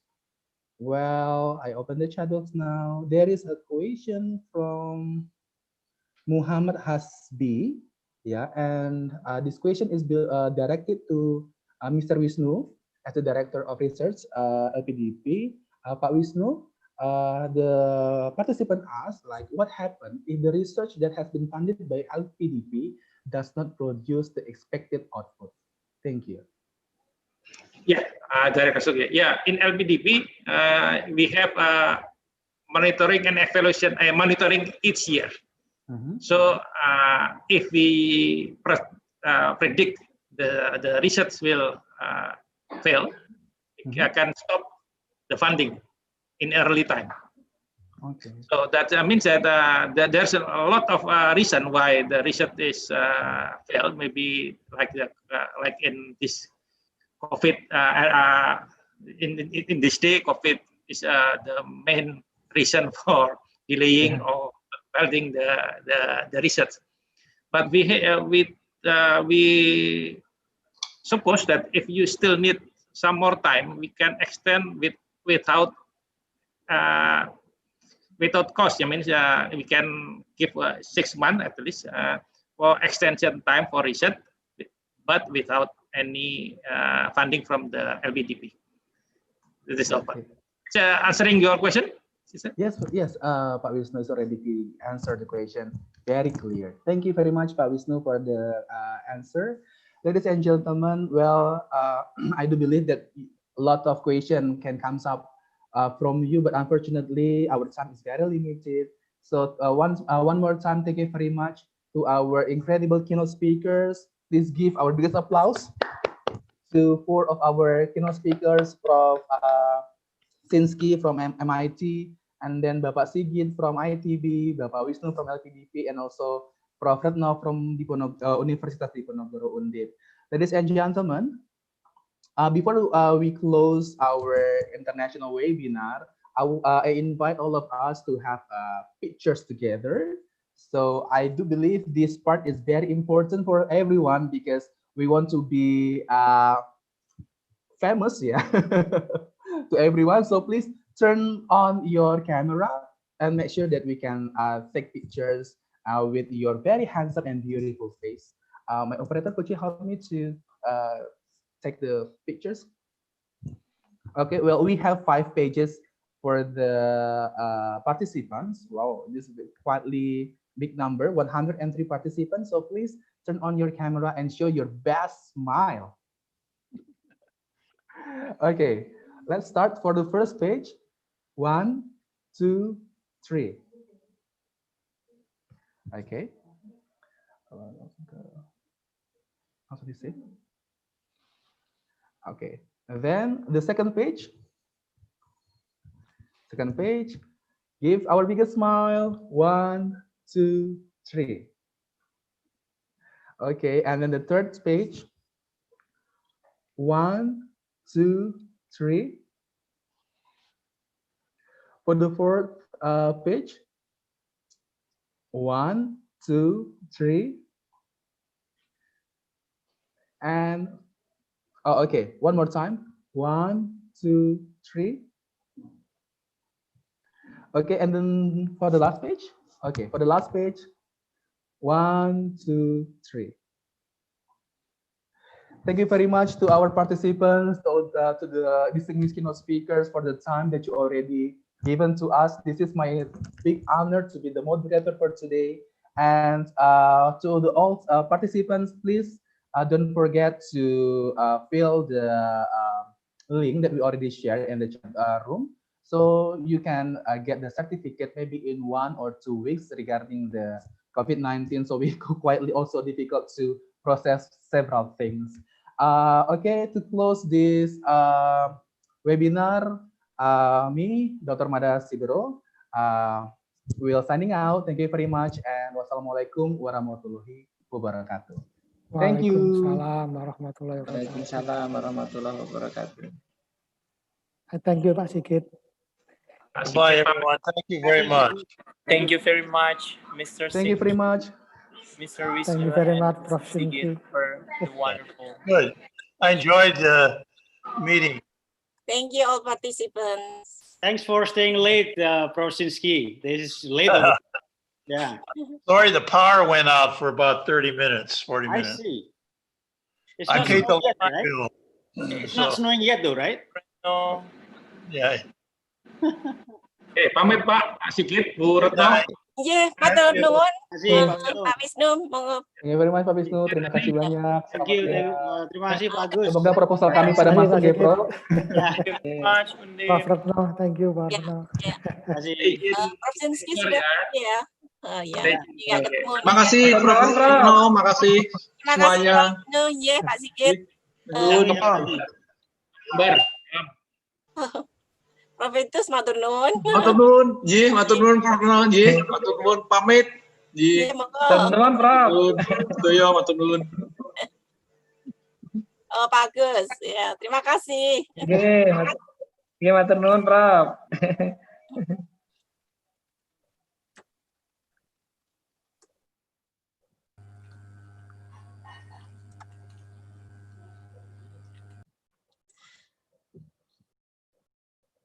Mada, Okay, Prof. is it recorded? Oh, yes. Yes, Professor. Uh, Well, I can end the recording now, and I will also end the live streaming. Okay. Right. Untuk pembicara panitia nanti tidak perlu pakai Bitly ya untuk sertifikatnya ya. Baik, Bro. You you look handsome with your haircut. Thank you very much, Professor. Nice. Okay, looking good, looking good. Thank you very much, Professor. Yeah. Okay, is everybody all right in the office? Yeah, we have 4 students helps me here. So we got Evan as the operator. Oh, ini And Toh then- Evan. Iya, Prof, ini Evan. Ya, terus siapa lagi? Kemudian juga ada Reva dan teman-teman di sana, Prof. Halo. Ya, oh, excellent. Thank you very much, Profesor. Tadi alhamdulillah berjalan lancar ya, Prof? Alhamdulillah meskipun ada blackout di Cambridge, ya. Bahkan di Amerika juga ada blackout ya dari PLN. Oh iya. Ternyata Iya kan? ada hal yang sama. Sayang, padahal ada yang dari Pak Sigit